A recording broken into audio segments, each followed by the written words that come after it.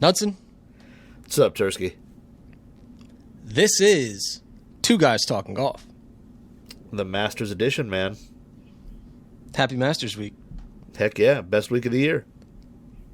I do have to apologize to the people. We have gone a couple weeks now without a podcast. I have been in the process of moving from an apartment into a rental house. I needed some space. Okay? I wanted to build out a podcast studio. I also needed a garage. Now, what I want to do in the garage is put a little build repair shop in there. You know, do a couple of regrips, reshafts, wedge stampings. I got to learn how to do all that stuff. I know we've talked briefly, but I'm going to need your help because I definitely don't know what I'm doing. I'm kind of a novice. But in the process of moving, I have not had cable and internet. That does not make recording podcasts terribly easy, and I still don't have cable or internet. I'm at war right now with the cable company. I won't say their name, but it hasn't been going great. We will get there eventually. I'm hoping by next week we'll have some internet, but being that it's Masters Week, we decided to go the old school route with the phone call, and we both got GarageBand going, so hopefully the audio at least sounds good, even though we haven't figured out how to capture video. Now, That being said, it is Masters Week. There are 85 storylines going on. We got a packed, my notes that I take every week, it's packed. We got 75 topics. Just before we get into like what's actually happened, you know, what are some of your takes going into Masters Week? What did you want to see? Obviously, there's Live guys, PGA Tour guys coming together for the first time at the first major of the year, so pretty big deal. What do you got for us, Nuds? What's going on in your mind Masters Week? Yeah, I mean, a lot. The first take that I've got is that, this episode brought to you by Fujikura, the brand new Axiom iron shafts. Mm-hmm. Yeah, that's right. The Fujikura Ventus, hey, man, it's been number one on, like, all tours, and the tech that makes it perform at the highest level, it's called VeloCore. And Fujikura, they've now put VeloCore in an iron shaft. So the same benefits you see in your woods, you're now getting in your irons. Better ball contact, better dispersion, better mishits. So if you want to try these out, which I recommend you do, find a dealer near you to schedule a fitting. Check out FujiKuraGolf.com/Axiom. It's AXIOM, and they're definitely worth hitting. I only got to hit them a handful of times down at the PGA show, but man, I was impressed and excited to get my hands on some and hit some more balls with them. So check out the Fujikura Axiom iron shafts. But you're right, man. Very well said. Thank you. But you're right. This is the first major of the year. There was a lot of talk about what's going on with PGA Tour, Live players, all that. And for me, I'm kind of glad that things are working out well. That the guys are getting along, because there's a lot of guys. I don't watch the Live Tour. I'll be honest with you. Following the PGA Tour is enough for us, for work, for pleasure, all that. And to be honest, I watched a couple Live events early when they first started, and it didn't suck me in. It didn't grab me. So I didn't, haven't really pursued a whole lot of Live tournaments. So for me, it's exciting to see a lot of these players tee it up, because I probably haven't seen them play in a long time. But it's kind of cool. The guys were, high-fiving and getting acquainted on the range again. And, from what we heard, the dinner went off without a hitch and all that stuff. So it's cool to see the Live guys back. It's cool to see some big names playing golf, and at least one of them playing really good golf. So no, I think some people expected there to be some fireworks and some cold shoulders and some things said and all that, and we haven't seen any of that stuff. Those guys have been getting along, and at the end of the day, they've played for probably many years together, and they're probably still have some friendships that weren't dissolved just because of somebody left. But overall, I think it's been really good. I've been watching a ton, and I'm kind of bummed it got cut short today, but good Masters so far in my eyes. Yeah, so we are recording this podcast right now. It's Friday, so we're through like 1.75 rounds. So we've kind of seen how things have shaken out. But yeah, just a word on like the Live stuff going into the week. I think people definitely expected like a Rory Patrick Reed fist fight on the range. That's kind of what it was like being built up to be. Obviously, we didn't really get too much. We got Phil being really, really quiet, at the Champions Dinner. Usually Phil's not the quiet type. He's a storyteller and speaks his mind, but whether it was out of respect for the other people in the room or, he had a conversation with the Masters chairman in advance and they told him, don't make any headlines this week. It could have been many different things going through Phil's mind, but he did not, in fact, make any headlines going into the event, just kind of kept to himself, prepared, and through a couple rounds, he's just playing decently well. He's a couple under par, waiting to make his move type thing, but he's just kind of in the hunt. Yep. The live guys in general, obviously Brooks is leading the event. So the thing that people forgot about the live golfers, for the people who expected them all to come out and miss the cut and be completely irrelevant, they have been playing golf. Maybe you haven't been watching the events. I know me and you haven't really been watching the events. Like you said, kind of watched a little bit of the first one and then fell off. They've still been playing and practicing. And also guys like Brooks, DJ, whoever it is down in West Palm Beach or Jupiter, they practice with each other. They see each other all the time. Now, Are they as good of friends as they used to be? Probably not. There's probably been somewhat of a wedge driven in between at least some of those guys. Like Rory and Reed were probably never friends. I'm not going to assume, but the public perception would be that they were never super friendly with each other. But people like Rory and Brooks, we saw them play in the Tuesday practice round. I know that was organized in advance. I don't know if that was for show or not, but they've always been kind of friendly. Rory, Yep. DJ and Ricky, Brooks and Ricky, all those guys down there, they play at the same courses, practice at the same courses. So it's not a shock to me to see no fist fights, nothing absolutely absurd going on. And I think out of respect just for the Masters and Augusta National and all the members in general, guys aren't really popping off in their press conferences. It's the way they were, say, at the beginning of the year. Yeah. Brooks is ahead by a lot. So I guess we'll just start. We'll start with Brooks. I did go to the Tuesday practice round. I saw him and Rory playing together. When I saw them it was the fifth tee. Yeah, it was the fifth tee. I saw them. And they were just kind of conversing as usual. And I was like, oh, okay, it's not that weird, the live thing. I kind of got that out of the way. And then I watched Brooks play a little bit, and I was like, oh, man, he's dialed in. He looks sharp. He stuck one on the par 3. He was ripping the ball. He's got the Srixon ZX5 MK2 driver in there, Srixon irons. He's still playing the Srixon golf ball. So, not too much has changed in the world of Brooks since we've seen him last on the PGA Tour. I think last time we saw him, he had the M6 driver in, so he's made a driver change. But, there hasn't been anything crazy different, with his swing, with his mentality, with his clubs. He's still the same Brooks who can go out there in a major and absolutely fillet the field. And we're kind of seeing that through 2 rounds. Now, whether that holds up or not, obviously remains to be seen. But he's still major championship Brooks, and he turns up for the big events. And he obviously just won a live event going into the week, so his game is sharp. So I'm not, super surprised. I think a lot of people are, just because they expected the live guys to come out and just not contend at all.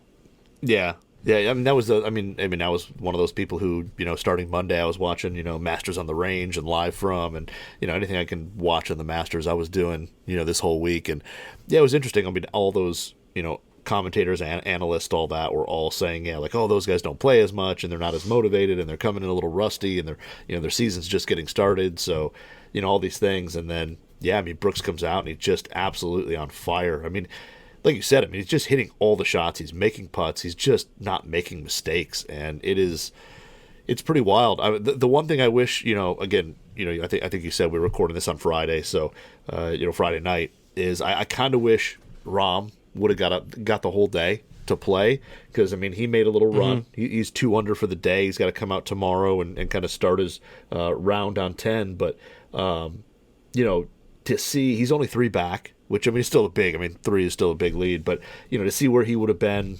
in decent conditions at the end of the day, I think those two could be really chasing each other down. And I mean, who doesn't want to see 2 of the biggest stars on each one of their own tours? I mean, Koepka's a huge name on the Live Tour. Rahm is, I mean, one of the faces of the PGA Tour, and to see those two battle it out over the weekend, I mean, I think it's what everybody wants to see. Why wouldn't you? I mean, it makes for a great tournament, and then you throw in an amateur who's just on fire, and Sam Bennett out there as well. I mean, you can't ask for a better storyline on the weekend than the golf that we could potentially see.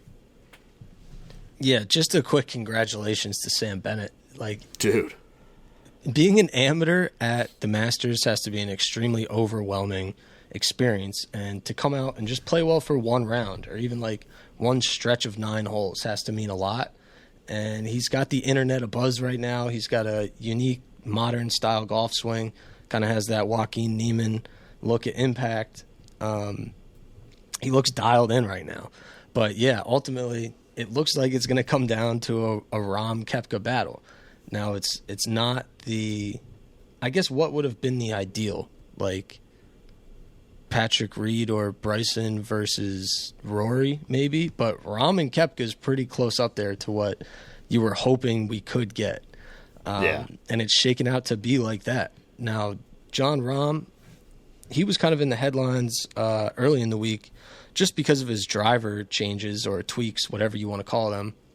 There was a lot being made of it, and it was pretty simple change to me.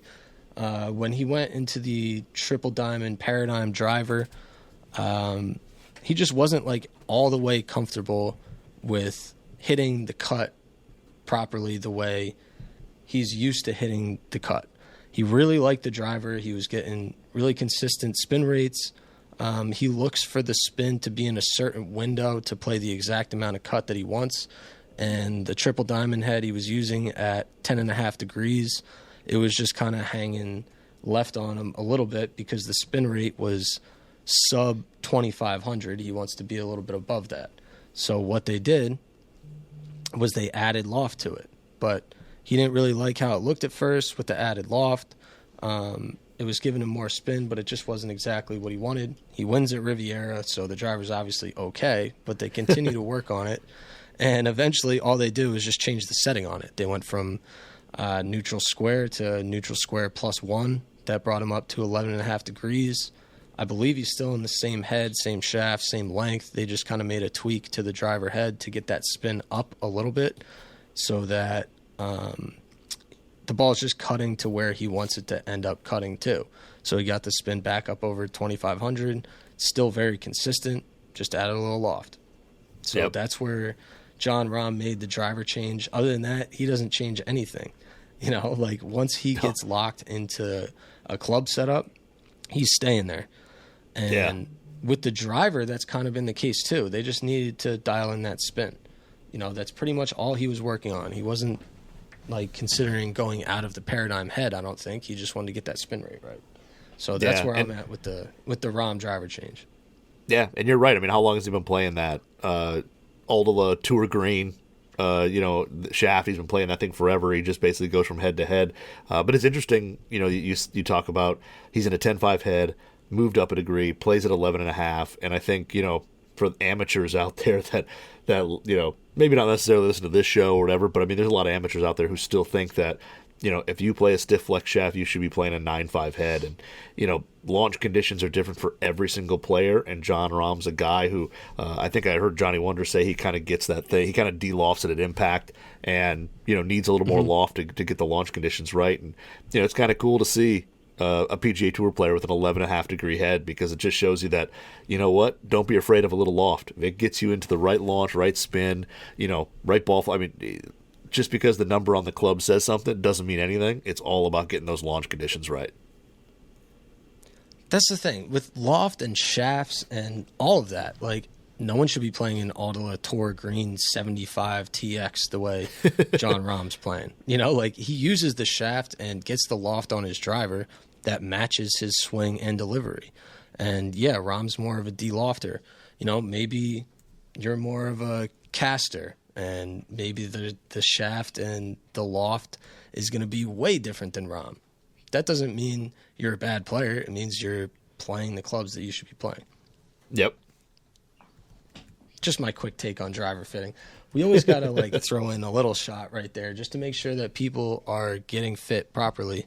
And the way you get fit properly is to get your swing fit, not try to look at what's Jon Rahm playing? I'm just going to play that. I don't think that's the right way to go about things. No. Anyway, we have a million other topics. We got Tiger, we got Rory, we got JT, we got little John Daly, Adam Scott. All the big names are in the equipment news for some reason or another. So let's start with, in my opinion, the biggest story every year until he wins is going to be Rory. And yep. Has he been in the equipment news lately or what? We haven't been podcasting, obviously, the last 2 weeks, but most of the equipment news has been about Rory. Whether it's his driver, like the huge driver saga at Riviera, and then ultimately he makes the change at the match play, which I was there to get some information on, and then the Scotty Cameron putter. So I guess we'll start with the driver. Obviously, he had some legality concerns with his old Stealth Plus, moves into the Stealth 2 Plus, isn't really entirely happy with what's going on. He had the Ventus Black in there. I believe it was Ventus Black 7X, and he had that playing, I believe it was either 44.25 or 44.5 inches. He likes playing his driver short, as he's learned in recent years. With the Stealth 2 Plus, he wasn't really getting the amount of spin and height that he wanted, so he went down basically in flex to the Ventus TR Blue 6X. Yep. And that's at 44 inches, and he's been really dialed with that thing. Obviously, I say that while he's probably about to miss the cut, but he also made the putter change. That was a big deal to me. Going to a Scotty Cameron blade. The look of the putter is obviously really cool. He's got the custom stamps straight from the Scotty Cameron gallery on there. It's that cool bronze type look. He's got the different sight line up top, which always changes things as a putter. Back in the day, I might have been like, the sight line doesn't matter. I mean, whatever. That's all hyped up. But, me and you have both done some fittings in recent years where you go between a line, a dot, 2 lines, and then no lines at all. And that changes everything from a look and alignment standpoint. To me, even during the stroke, it can have an effect on what's going on. So I think that was a pretty big change just on the sight line of his putter. And other than that, I think the bag has stayed pretty much the same. I know he tests the Stealth 2 5-wood basically week to week, and he either puts it in or he doesn't. I don't know if he's officially even put it in yet, but he does test it every week, and he has that availability. But yeah, Rory was he was a big equipment storyline heading into this week. Ultimately, comes out, does not play well the first 2 rounds. It looks like he's going to miss the cut. I'm sure that's quite a disappointment for him, being that he probably wanted to win by 8 and tell the live guys to go back home. But not the case, unfortunately. What do you got on Rory and all that's been going on in his world? Yeah, it's funny because I do on my Instagram channel I do a little Q&A every week, and it was so funny right when Rory when they had the driver things going on, so many people going is the Stealth better than Stealth 2 and all that stuff, and it's not shocking for me when you see pros kind of move back to an older piece of an equipment or something like that, or they move out of the brand new product, whatever it is, no matter what the manufacturer, those guys the slightest bit of weight, whether it's, a gram here, a gram there, 2 grams, whatever, we'll never notice that there's 2 grams more weight out in the toe, or there's, a gram of weight that's further back away from the face, or whatever that is. We'll never notice. Those guys are so dialed in. They hit so many balls. They're so dialed into those pieces of equipment. They notice that stuff. So just because a guy, takes out the newest club, puts in an old one or whatever, doesn't mean that it's not going to be in there later. Like, they just got to get it dialed in, get the hot melt in the right spot, get the, like you said, the loft, the shaft, whatever. I was a little surprised, though, with the shaft. I mean, going from Ventus Black, which is kind of a low launch, low spin shaft, to the Ventus TR Blue, which is kind of a, it's labeled more mid-launch, low spin. I think it's kind of more mid-low launch. Like the TR series, I consider kind of like the tweener.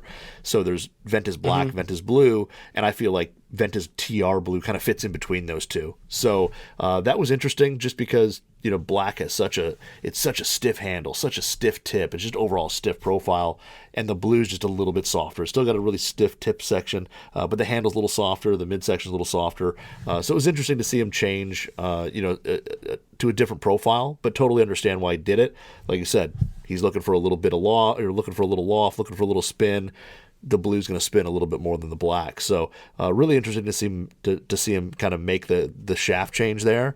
And then, the putter, I mean, it's a 009. And if you're not a Cameron person, that means nothing to you.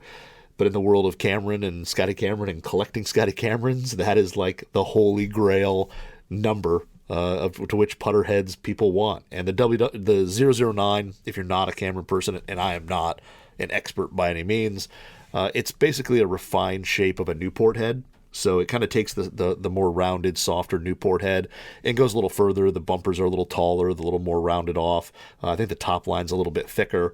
And then I think the neck is a little like just slightly more tapered, or it's just machined a little different.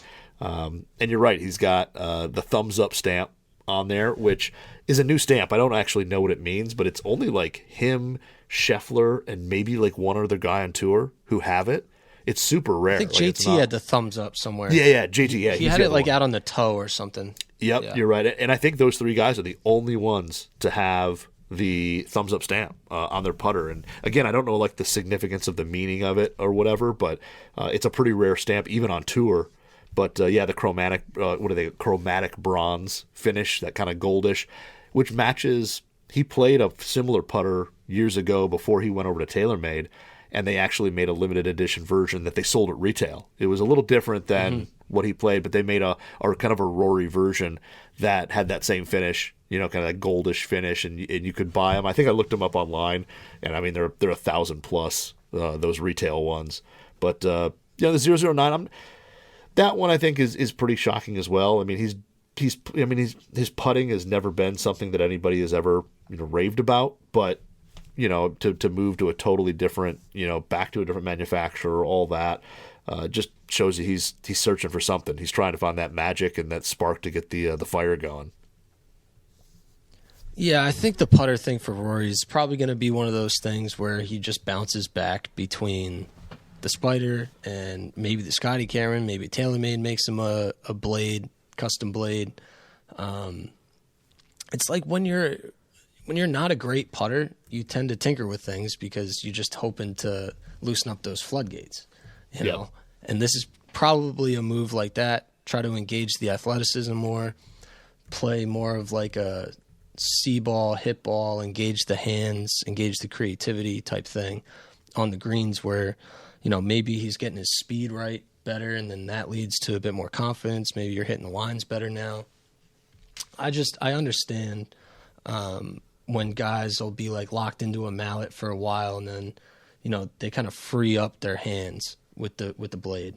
I think that's probably what's going on here, and he did putt pretty well recently, just not this week. Yeah, so well, he's probably going to go ahead and miss the cut. Now the round is not completely over, but he's 5 over to the cut line's looking like it's 2, so he's too far back. Yeah, exactly. I mean, unless something really happens crazy, but yeah, unfortunately, his round is done. He did complete his, and yeah, I think he's if he was 1 stroke away, maybe you go, okay, he's got a shot, something happens, but yeah, it's he's probably gone. I don't see that many guys falling back, who have rounds to play that are above the cut line. There's just not that many guys left, and there would have to be some huge numbers shot, I think, to even move that cut line at all. Yeah, I think he gone. Now, Rory was also in a little bit of the equipment news this week because, as Tiger revealed in his press conference, I think it was Tuesday, he threw Rory a Balata golf ball that he did some testing with. Yeah. So obviously the USGA is considering rollback. Rory has been on the side of that's a good thing. I think it identifies the top player in the world better. He's for it. He wants to roll the golf ball back. Tiger throws him a Balata. Rory is surprised at how different it is. Tiger's like, yeah, exactly. You know, that type thing. So I was talking to just some people in the industry. I won't name any names, where they're from or anything like that. But we're just talking. The equipment rollback, or the golf ball rollback, the proposed rollback, it's not just we're going back to a Balata. It's that they're changing the testing parameters on modern-made golf balls. So the comparison that I heard someone make was like, you know, if they take internet off of the iPhone, we're not just going to go back to landline phones. It's still going to be a highly capable phone, capable of so many different things, you know, playing games, all the apps, maybe even social media. But it's not just going to be a landline phone. And the Balata was like the landline phone in this metaphor, you know. The modern golf ball is capable of so much more. It's capable of being more stable in the air. It's capable of more speed, more spin. Now, just because you change the testing parameters and you do reel it back in terms of how far it can go under those parameters, we don't know how they're going to get there. We don't know if they're just going to, you know, slightly soften the core and change the dimple pattern a little bit. But it's those kind of strings that they're going to be pulling. They're not just going to start selling Balatas again. You know, it's not. No, yeah. It's not going to be as difficult to play the game of golf with the new modern, whatever it would be under the modern rules, under the rollback rules. It's not going to be as difficult of a game as it was with the Balata. So I do get that. That's like the only comparison you can really make now. You can only go back in years because we're not R&D guys. We can't be in like a lab experimenting on golf balls and make new materials and make dimple changes. Like, this is all we have available. So if you want to test something that may have similar speed to what they're proposing, that you do kind of have to go back to a Balata or really early three-piece golf balls, or, you know, it's like we don't have that golf ball, so there's nothing to test about it. So in the meantime, this is what we're going with. But I will not say that the USGA rollback ball will be anything like a Balata. And that's just my take on it. Now, Tiger can do all the testing he wants. Anyone can do all the testing they want. But I think that's almost more for like entertainment or nostalgic purposes, not for realistically getting a feel on what the new golf ball might look like. But that's just my take. No, you're 100% right. I mean, I think it was, you know, kind of with the same thing with the groove rule when they changed that. You know, you went from the big square grooves to the V grooves, and, you know, everybody was like, oh, man, you know, guess what? We're back to grooves now and faces on wedges and all that spin the ball, you know, yes, not as good as the square grooves did, you know, especially out of the rough and really wet conditions and stuff like that. But we've got wedges that perform really well in all conditions, and everybody thought this would make this huge change, and, you know, you would never be able to stop the ball on the green if you don't hit it on the fairway, and da-da-da-da. And like you said, I mean, it's basically just a testing thing. Give these R&D guys enough time, a little bit of time, and they're going to figure out different ways to make things work better under the rules that they're given. So you're right. I mean, comparing to Balata ball, I mean, Balata ball is just, it's so different, and the balls we would see that come out, you know, under that conforming rules would be, you know, still really good, you know, high performing, really good. They just, there'd be some certain aspects of them where they wouldn't fly quite as far, but you know, would these guys figure out some, I don't want to call it loopholes, but would they figure out some tricks and things like that? Oh, definitely. No, you know, these are very, very smart. With how they deliver, with how the player delivers the golf club, how they release the club at impact, and then also how equipment manufacturers will make the golf clubs will also change, and it's probably going to minimize any distance loss that's happening, even at the highest speeds. Yeah, also, true. Again, that's just my opinion. As a quick aside, you mentioned V grooves and square grooves. Did you see the Q&A I did with Podrig? Where was that? That was in San Antonio. That was at the Valero Texas Open. I talked with Podrig Harrington for about 20 minutes. I thought we were just going to have like quick 2-minute talk. He was just in the mood to start talking about equipment. Now, in that Q&A, which I do recommend reading, it's over on PGAtour.com. It's also on GolfWRX.com. I did like a 7 takeaways type thing from the Q&A.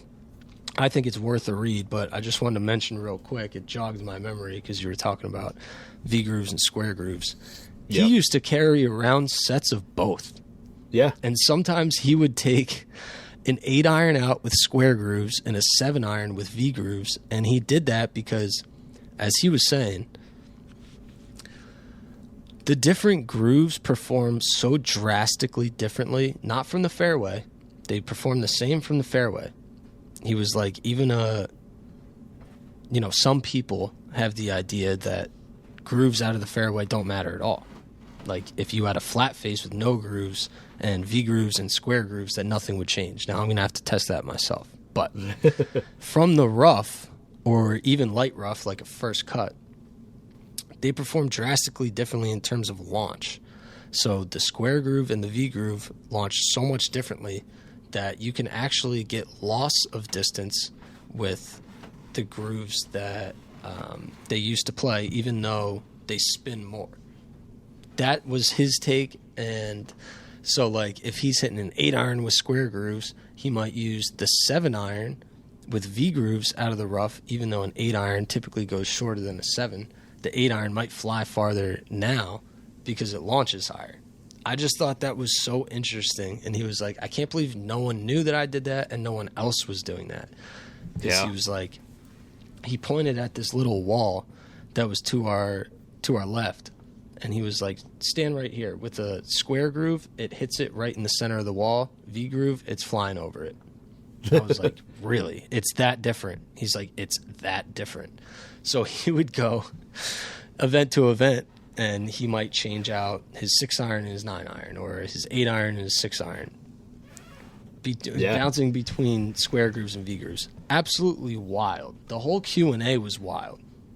Him going into playing knockoffs as a junior, he was like, me and my brother, we each got half a set.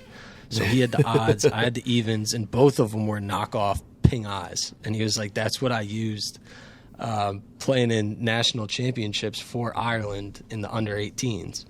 He was playing with some knockoff pings, and he was also saying that he wishes the club minimum went from 14 to 12, which I also love. I love playing with limited sets, and I think that like engages the creativity and makes you think about gapping and all that. But I highly recommend the Podrig interview. He also said that it was his idea for the TaylorMade ZTP exchangeable wedge faces.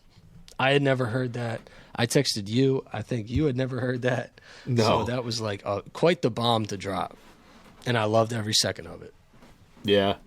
It's funny that the whole groove thing. I remember, I don't know where it was, but I remember him.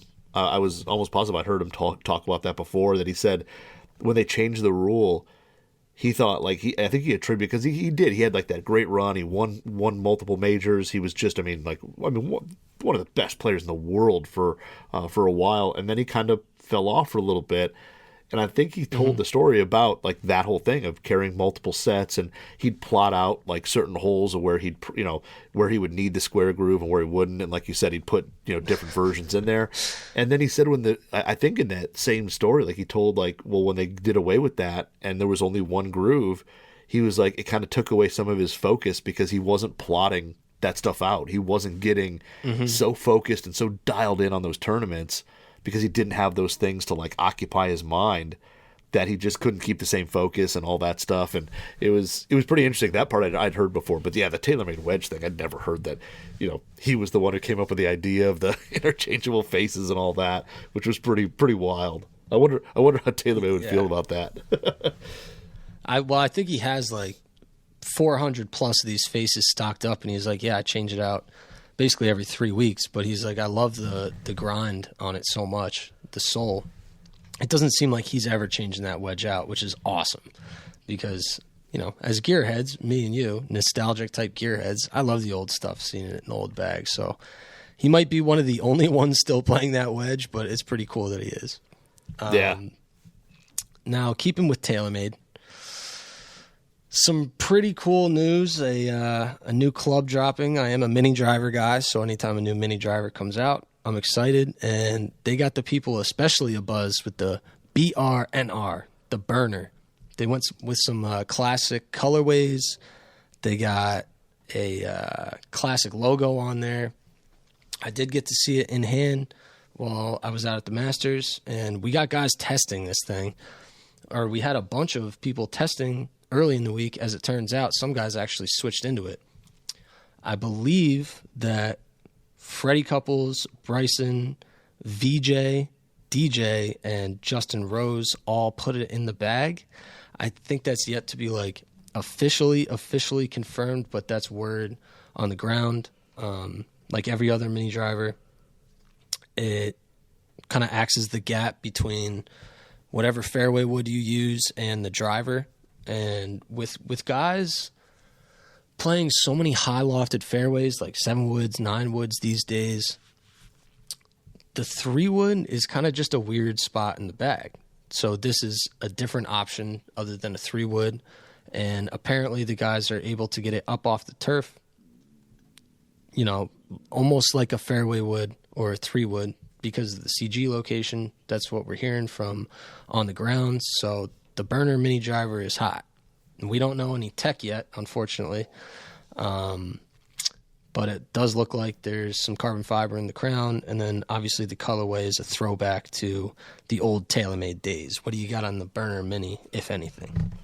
Yeah, I mean, I've basically got some photos that you had, that you took, and the interesting thing is you're kind of right, especially with the high lofted fairways now. I mean, it was watching the Masters, there was somebody hitting a shot into 15, and they were like, man, what were they? I mean, they were 250 or something like that away, and they were hitting, maybe it was JT, it was like 250 something or 245, and they were hitting a 7 wood, and I'm like, man, if they're hitting a 7 wood 245, then yeah, I mean, in what scenario do you really need a 15 or 13 degree 3 wood, really? I mean, if you're hitting a 7 wood that far, or 5 woods now are going, 250, 260, whatever they are, it's got to really kind of make them think about the top end of their bag and what they're doing there, because with these higher lofted fairways that are just so popular and going so far, some of these gappings and some of these uses, because some guys have specific uses for certain clubs, and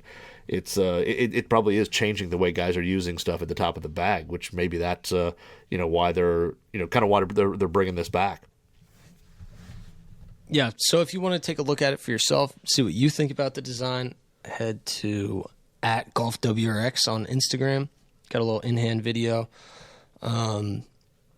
It seems like all the comments are extremely positive. People are digging the design, the nostalgia, and curious to test it. No one's more curious to test it than me, I promise.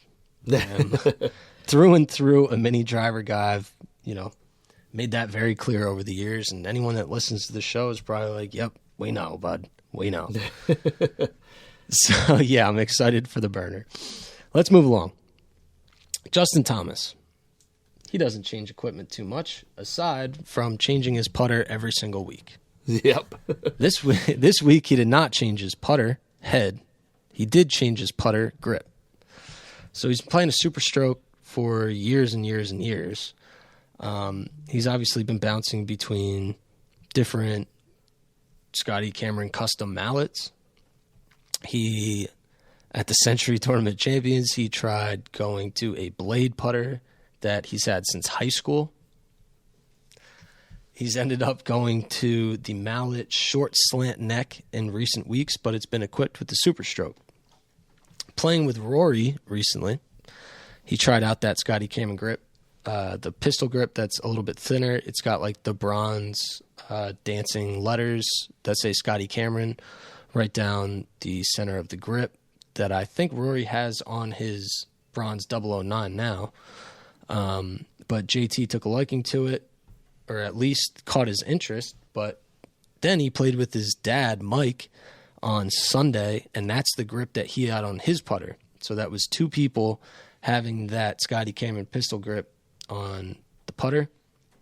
JT just couldn't take it, could he? So he got his backup X5 Tour mallet head. He got that gripped up with the Scotty Cameron pistol, ended up liking it. So he's going with it. He made the grip switch this week. I don't know. I just love it. He's such a putter tinkerer. The entertainment value is quite high.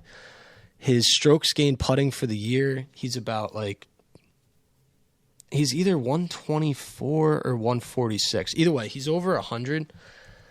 So at that point, when you're not putting that well, you just start changing things. And that's just how it works. It's like until you find the one where the ball's actually going in the hole, it's hard to stay away from experimenting with putters. And that's kind of what we're seeing with JT, because he's a ball striker's ball striker. He can do anything you want with the golf ball in the air. It's just when it's only rolling on the ground, he's been struggling for the last year or so. I mean, he hasn't won since the 2022 PGA Championship. And, you can point to the putter if you want, because that's his worst stat category, and obviously the category where he's willing to change week to week. So that's the putter grip story with JT.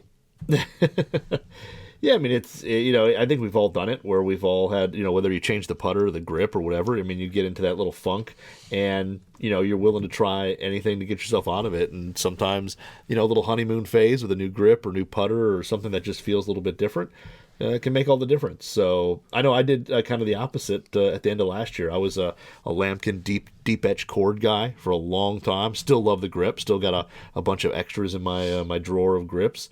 And then at the end of the year, I threw a Super Stroke Pistol GT 1.0 on my gamer, and I putted really well with it. And it was just one of those things where, I felt like, my right hand was a little more calm, a little less in the stroke, and, it just worked out that way. So I'm going to start the year off and probably putt with that grip to start. And then if we need to make a change and go back to an Old Faithful, I always have that opportunity.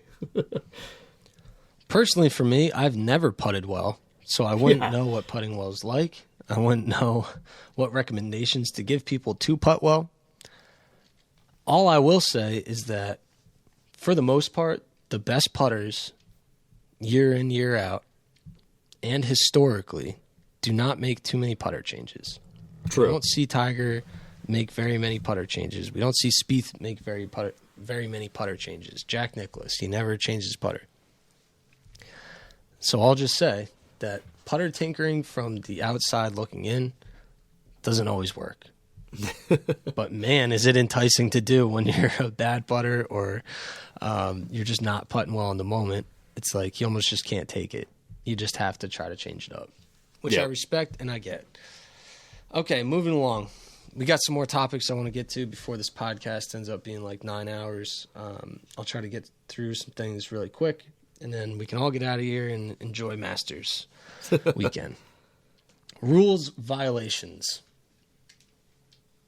We have a couple areas of interest in terms of rules violations so far in the first couple of rounds. First off, there was a video of Colin Morikawa. It seemed like he was moving his ball forward from the mark, and it seemed night and day that he broke the rules. He moved his ball forward, he remarked it up there, and everyone is up in arms. Colin Morikawa cheated, he's pulling Patrick Reed, all this stuff. As it turns out, he didn't do anything wrong. The ball just moved away. As he was addressing the ball, he didn't ground the club. The ball just moved. He didn't cause it to move, so he remarked it, picked it back up, marked it back where it should be. All he was doing was replacing the ball where it was supposed to be in its original spot. He was not moving it forward from where it should have been. He was moving it back to where it was. We could see the confusion, and that's the danger of people just clipping things out on Twitter and being like, yo, look, he cheated. because now there probably are some people who have not like cared enough to look into it. They just saw the quick clip of the video and they saw someone tweet that he cheated. And now they're probably thinking that Colin Morikawa was a cheater, but he's not. He was playing completely within the rules. He responded via tweet. I'm not sure if he had an interview about it, but I saw his response on Twitter at least, saying he just did everything within the rules. Nothing wrong with it. So if you think Colin's a cheater, he's not. He was just following the rule book. And was not assessed a penalty, and I don't think they ever considered assessing him a penalty because he didn't do anything wrong. And he even asked his playing partners, like they all knew, everyone was aware. The only people not aware were on Twitter seeing it and just clipped it out. So unfortunately, sorry, Colin, but there are probably people out there who think you're a cheater even though you're not. Who think you're... No. Okay. The second one was Brooks Koepka and Gary Woodland, was it? Yeah, I think so. I think he was playing. Yeah, he was playing with Gary Woodland. They're caddies, and those two, something happened where Brooks hit a shot. He hit a 5-iron. Then it looks like him and his caddy kind of turned towards Gary Woodland and his caddy. It looks like Brooks is flashing a 5, and then it looks like his caddy is saying 5. That's not within the rules. Nope. But the Masters sat down with both parties, and ultimately the decision was made not to penalize them. I think they were saying that no advice was given or requested so that nothing was wrong. They were saying after the shots were already hit, they talked about hitting the 5-iron, but it wasn't before anyone played. In the video, that's not the way it seems. But again, just like the Colin thing, you're taking something out of context where you're just seeing the clip of it. To me, when I see that, I just see a broken rule. Like you're not allowed to collaborate on clubs, like verbally. Now, every single tour player, junior golfer, college golfer, high school golfer, if you're ever competing, every single person has gone over to a bag and looked to see what the other person hit on the par 3. That's legal, though. Yeah. You're allowed to just observe. I'm allowed to just walk over to a bag and look in it. There's no rule against that. It's the communication of it. So you can't flash a signal and you can't say it. Now, you can flash a signal. Now, what happens in like tour events is announcers will be walking around and they want to report what club each person plays so that they can report it to the live viewing audience. So sometimes you'll see them say like 5, or they'll motion over with the 5, but they're talking to a reporter. The video I saw, it just looked straight up like the caddies were communicating with what club was hit, and even Koepka was communicating it. And I'm not calling anyone out because I'm admitting I think it was probably taken out of context. You don't know the order of what shots were hit, but just seeing that video, it definitely looks like damning evidence that the caddy and Koepka himself were flashing the 5, giving advice or information. Yeah, but I think then like both admitted like somebody asked the other one as they were walking on the fairway, like what club did you hit or whatever. But I think a lot of people are surprised that, you know, because I mean, when you think about it, when you go play with your buddies, even if you're playing for a couple bucks and somebody's like, hey, what'd you hit there? And you're like, oh, I hit, 5-iron or whatever club it was. You don't even think about it. You're just like, oh, okay, like you hit 6. All right. You went a little short. Maybe I need to pull, 5 out or whatever. Those type of things like we do without even thinking about it. And, on that level, it's, it's illegal. But yeah, I mean, I don't know. I mean, I think it's one of those things where that's something so hard to truly enforce. I think at that point you just have to take the player's word for it. Yeah, it's just a very protect the field type of rule. Yeah.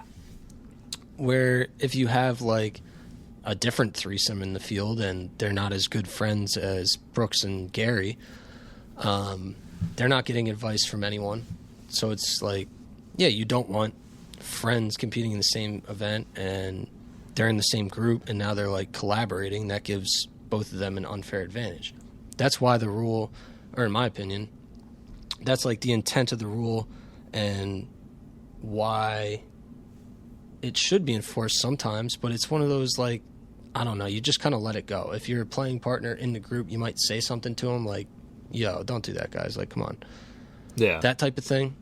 Giving someone a penalty for it would be a wild thing, but it is on tape, and if anyone was going to do it, it'd be the Masters. They ultimately decided no blood, no foul, so we carry on. And Brooks continues to wax the field. That's where we're at right now, at least. We haven't played the weekend yet. We'll see what happens.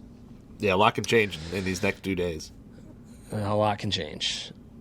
A former champion, past champion, Adam Scott. He came out, I don't know exactly when he said it, but he said I'm winging it in terms of his equipment changes. Now, he changed out, obviously we know he's got the mirror heads in there, which are available at retail now. But he changed out his shafts. He's got Project XLZ iron shafts in there. He also changed into a Ventus TR Blue 7X driver shaft. Those are all new changes this week. He also changed his golf ball. That's a lot to change right before the Masters. Now, Adam Scott is a type of guy who's used to making changes week to week. He's kind of like a Justin Rose-esque type player, I would say, just from the outside looking in. Like, he tests a lot week to week. He changes a lot week to week. And it usually seems like, for the most part, positive changes. So he's used to winging it, and that's what he's doing at the Masters this week. He's winging it. Have you heard anything else about the Adam Scott stuff going on? No, I mean just that. I think the other part that we haven't been able to, or no, I don't know if nobody's been able to figure out yet, is everybody's kind of wondering what ball is he actually playing, but no, I mean it is a lot to change right before a major. Typically, I mean every pro will tell you, or at least most pros will tell you the ball is the hardest thing to change. So to change that right before you move to a major is pretty interesting. But then again, also proves that how good these guys are that you could hand them a rental set from the Augusta National Clubhouse or a pro shop, and they would roll out there and play pretty darn well with it. So they can adapt to just about any setup they have. But yeah, I mean Adam Scott's a tinkerer, man. I love it about him. I've been a big fan of Adam Scott anyway, and then to find out he's such a big tinkerer of golf clubs is awesome. I love it because I do the same thing. I'm trying to look for him on the leaderboard real quick to see if these changes worked or whether he's about to miss the cut. Yeah, he has been. He's T10. Yeah, he's T10. He's 4 under. He's still got the back 9 to play in the second round. So we'll see what happens. It's fun to keep an eye on stuff like that because those are a lot of big changes just to make Masters Week. For the most part, people aren't changing anything. No, going to the Masters Week, like the putter grip change for JT is not a big change. Like it seems big because it's Masters Week, but that's because most people aren't changing. Like they might change into fresh grooves on the wedges. This year, with the course being especially wet, you might go a little lower bounce on your wedges for bunker play. You might fiddle around a little bit with the top end of the set just because Augusta is more of a draw course. But with 13 being such a different hole these days, and obviously, I didn't go back and walk on the tee box, but I went out and spent some time on 13. And just looking back at that tee box, man, it is so different. It's so much farther back. It's up on that hill, so it looks way more elevated, at least to my eyes. And the landing area is just so much farther back. Like you're not seeing the fireworks that you once did. As a viewer, what do you think of 13? Do you think it's been a positive change so far? Yeah, I think so. I think all the pros, I mean, all their media interviews were pretty positive about it. They were pretty happy with it, and they made, they kind of admitted, like, hey, this is really going to change this hole, and, you're not going to let, the biggest hitters aren't going to be able to hit, like, 8 irons and stuff into the green there. So I think overall it is a good option. It's, a lot of people said in those interviews, it's now playing the way the hole was designed to be played, which is hit a long iron, if not wood, into the green.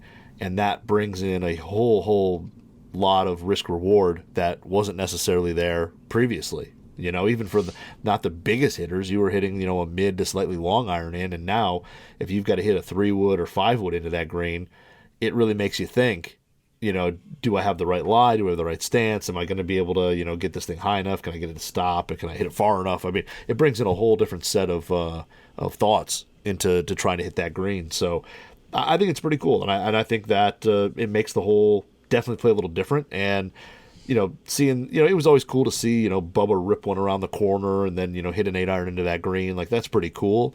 But I think it now, takes into effect where, guys who, especially come Sunday, if you're, down a stroke, if, whatever, say Rahm and Koepka keep this going and Rahm's down one and, kind of needs to make something happen to try to catch him, it really puts into play, like, all right, do you lay up and, hope for a birdie, or do you go for it and try to make that eagle and, make a run at it? And it's definitely going to make these guys think, and I don't think it makes it, the nice thing is it makes them think, it makes the hole a little harder, but it doesn't make it impossible. It doesn't make it where no one can hit the green, no one can do anything other than lay up or whatever. Like, it just makes it a little harder, and it makes those guys think, and I think it makes it more interesting. Okay, fair enough. I have one topic left. Now, Okay. it's like loosely related to the Masters. So before I got into that one last topic, I need some predictions of what's going to happen and what you want to happen the weekend of the Masters, and then we'll recollect next week. So you need my prediction right now? Yeah, I'm putting you right on the spot. What's going to happen?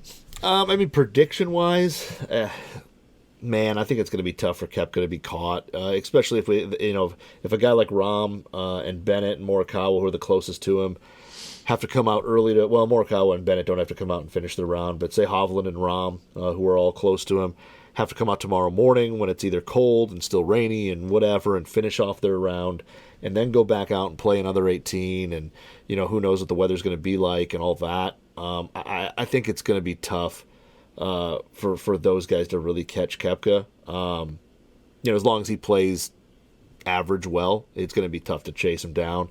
But what I wish would happen, I mean, I really hope that the weather gets nasty and everybody kind of falls back and we get this big cluster of. I mean, you look at the leaderboard. I mean, the names just read off the top of you. You have Koepka, Rahm, Bennett, but then you get Morikawa, Hovland, Day, Sam Burns, Spieth, Cam Young, Gary Woodland, Mickelson. I mean, you look at the names and you're just like, man, this is a great leaderboard. And I hope a lot of those guys get bunched up and we go into Sunday and it's just like, gentlemen, start your engines, wave the green flag, and let's just see what happens and just let these guys go. I hope it's a good day. The weather's nice, and I hope they could just go out there and just play some exciting golf, and you see a bunch of lead changes and, guys moving up and down, and that would be my ultimate, edge of your seat until that last group, fires it into 18 and somebody needs to make a birdie to win and, whatever. I think that is my hopeful goal. Brooks actually has a lot of experience winning majors. Yeah. I know it's been a minute since he's been in this spot, and he's kind of went away in terms of the live golf stuff. And, towards the end on the PGA Tour, health wasn't great, and he wasn't playing particularly well. But he is Mr. Been There, Done That. Like, yeah. He's probably not uncomfortable with a 3-stroke lead. He's probably like, I'm really good, and I'm playing really well. So he might feel really comfortable. If I was Brooks Koepka right now and I looked behind me, I'd be like, oh, no. If you look at even just that group at 5 under, like, yes, he's up 7, and we're not even through 2 rounds. So it's like we can't say anyone's too far back unless you miss the cut. But that group at 5, even though they're 7 back, you got Jason Day, Sam Burns, Jordan Spieth, and Cam Young. That is so much firepower just right there. No, and yeah. Let alone Rahm. Rahm can go out. He's a contender to shoot 62 on a Sunday, even if he's like near the lead. I don't think Rahm feels any sort of pressure either. He's not like shook because it's Brooks. I think Rahm's kind of licking his chops, being like, ooh, I can represent for the PGA Tour. I can, shut everyone up. I can win the freaking Masters. Like, I'm sure Rahm's feeling really good about the spot that he's in. If Brooks shoots 10 under on the weekend and shoots 22 under and completely runs away with it, that is what it is. It could happen. Brooks a killer like that. Yeah. He's one of those winners. Like when he turns up the heat and he's playing well, he's not scared to make a bunch of birdies, even though it's Sunday. He's not going to play the ultra conservative type approach on Sunday. He just keeps it going and plays well, goes about his business. So him and Rahm are a scary 1-2. If it's the showdown with them on Sunday, that would be really fun for me. Oh yeah. You can't draw it up too much better. That's like Ryder Cup type stuff right there. That's Live versus PGA Tour. That's what we all came here for this week. This is what we wanted. So we got it.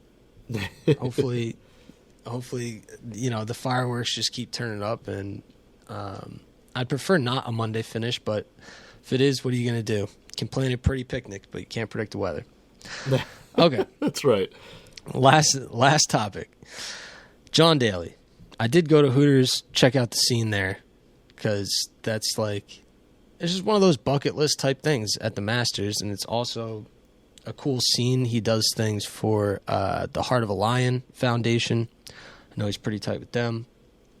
The scene at Hooters when John Daly's there is pretty much exactly like what you'd expect. There's a huge line of people. You're probably going to end up waiting an hour. When you get up there, there's a huge table full of all sorts of T-shirts, hats, lighters, of course, koozies, yep. Flags, towels, all the merch you can imagine. I think he does some limited run type stuff, but he's really there. I think from 10 a.m. until 7 p.m. on the practice rounds, and then he goes 10 a.m. to 5 during the events, but he's really there. He's behind the table. His wife's there. He has some of his buddies helping out. But he's signing autographs. He's taking pictures. He's ripping cigarettes, taking pictures with everyone and just being a true man of the people. He's been doing it for years. I think they said it's over 20 years now he's been doing it. He seems like he has a good time. He seems like he enjoys conversing with so many fans. People go absolutely crazy when they see him. They always want to tell him the story of when they last saw him or their favorite shot, and he seems to really enjoy it. So it's an awesome scene. I did pick up a bunch of hats, shirts, golf balls from John signed. So I would be on the lookout. I'm not going to announce a giveaway just yet. We have a lot of stuff to go through and figure out when we're giving it away and where. But just be on the lookout on our Instagram. That's what's our Instagram? TG2WRX. Yep. TG2WRX. So we're at TG2WRX. Give us a follow. And then at GolfWRX, obviously give the main channel a follow, because I have a lot of John Daly's stuff merched up, and then I merched up in the Masters Pro Shops. You got to wait in line 45 minutes to even step foot in that place. Yeah, lines are nuts. They're just they are stacked. The prices aren't that bad. Resale value on everything is crazy, and they got some really cool, unique designs this year. I thought the pink azalea hat was one of the coolest things I've ever seen. They have an orange, the ice cream sandwich shirt that I think goes pretty crazy. So I picked up a bunch of stuff for the people. We're going to be giving it away. We'll definitely do some on our podcast channel, but on the main channel as well. So just give us a follow and check your feed over the next couple days and weeks. I think we're going to stretch out some giveaways a little bit over the next coming weeks, but I promise they're all very good giveaways. Some of it will be signed. Some of it will be cool for you to wear or drink out of or whatever the case is. But we got giveaways coming. I always like hooking up the people, especially with such cool stuff. Yep. Yeah, no, I when I was there in 2016, we stopped by and saw Mr. Daly, and we got there right when he was setting up, so we didn't have to wait. He sat there and shot the breeze with us, and yeah, I think my uncle bought a head cover, and we bought a few things from him. But he was super nice, and it was pretty cool to meet him.